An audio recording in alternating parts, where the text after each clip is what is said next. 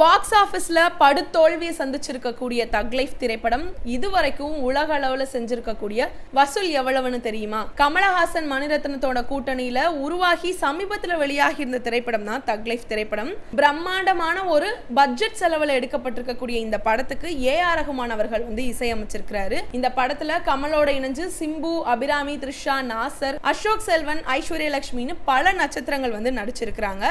ரசிகர்களால பெரிய அளவுக்கு எதிர்பார்க்கப்பட்டு கடந்த ஜூன் 5ஆம் தேதி அன்னைக்கு வெளியாகி இருந்த இந்த படம் விமர்சன ரீதியாகவும் சரி, வசூல் ரீதியாகவும் சரி படு தோல்வியவே சந்திச்சிருக்கு. அதோடவே நெட்டிசன்கள் இந்த படத்தை கடுமையா ட்ரோல் செஞ்சுட்டும் வராங்க. இந்த நிலையில தான் 11 நாட்களை கடந்திருக்கக்கூடிய தக் லைஃப் உலக அளவுல செஞ்சிருக்கக்கூடிய வசூல் பத்தின தகவல் ஒன்று வெளியாகி இருக்கு. அதாவது இந்த படம் உலக அளவுல 11 நாட்கள்ல ரூபாய் 90 கோடி மட்டும்தான் வசூல் செஞ்சிருக்கு. இதுவே இந்த படத்துக்கான இறுதி வசூலாகவும் இருக்கக்கூடும் அப்படின்னு சொல்லி தமிழ் சினிமா வட்டாரத்துல பேசப்பட்டுட்டும் வருது.